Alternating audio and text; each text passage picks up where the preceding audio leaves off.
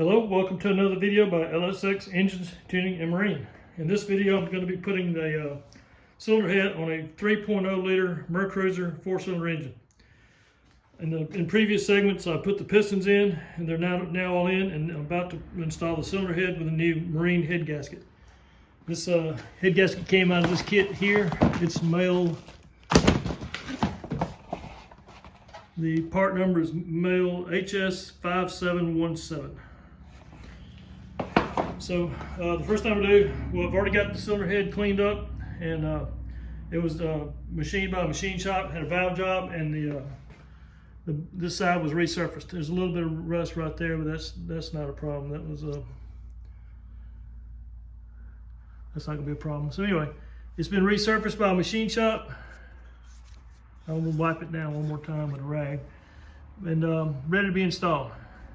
So I'll do that now, and then I'll put the bolts in and torque them down. I believe it's 60. I'll have to check the specs, but I have now installed the cylinder head on this Mercruiser 3-liter engine, 4-cylinder, and the head bolts are not 65 foot-pounds; they're torqued to 90 foot-pounds, and the order is 1, 2, 3, 4, 5, 6, 7, 8, 9, 10. And I torqued them down. At first I went to 40 foot-pounds. Well, first I snugged them down, but then I tightened to 40 foot-pounds all the way around, then I went to 70, and then I went to 90. I did it in 3 stages. So this time I'm going to put the valve train together, put the lifters back in here, put the push rods in, put all the rock arms across the top, and then seal up put the cover back on here and try to get the engine sealed up. I need to paint the cylinder head again. Or not again, but I need to paint the cylinder head, so I'm going to get all this closed up, get the valve cover on so I can paint it tomorrow. All right, I now have the valve train reinstalled, and what I had done was, this is a bag, and this says 4 exhaust, and so 4 exhaust is this one right here. It's the end one. This is number 4 cylinder. It's the last setup. So I bagged up the push rod, or first of all, the lifter, the push rod, the rocker arm, the nut, and the fulcrum ball. I'll put them all in this one bag to keep track of them. And you have, since this is a flat tappet cam, it's not a roller cam, you must individually bag each one of these sets and label it. This will be 4 exhaust, 4 intake, 3 intake, 3 exhaust, 2 exhaust, 2 intake, 1 intake, 1 exhaust. And you need to label each bag that way.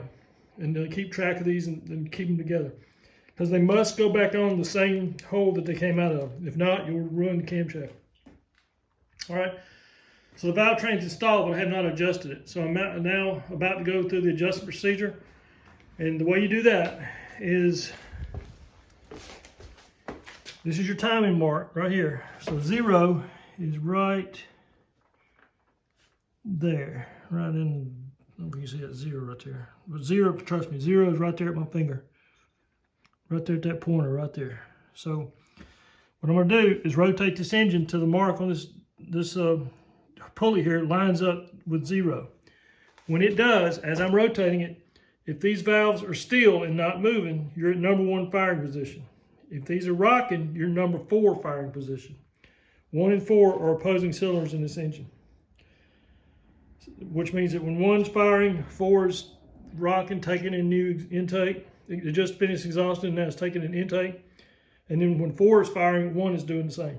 So at this time, I'm going to rotate the thing around, put it in top dead center, and I'm going to be at number 1 and number 4. Not sure, but whichever one I'm at, I'll adjust the valves accordingly.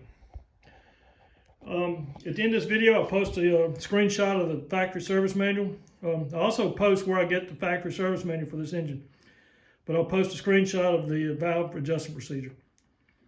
So I'm about to set the engine up for top dead center.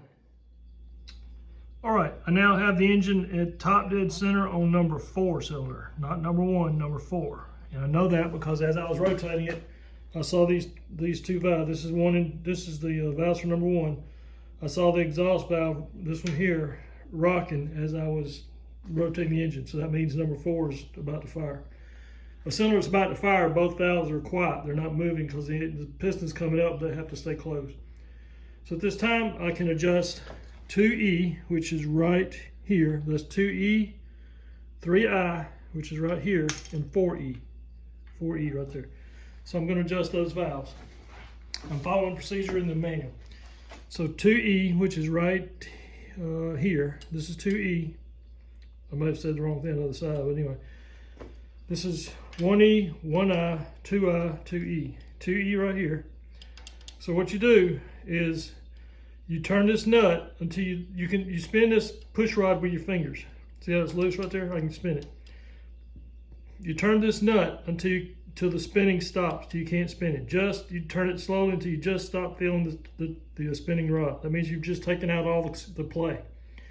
At that point, you turn this nut an additional 3/4 turn.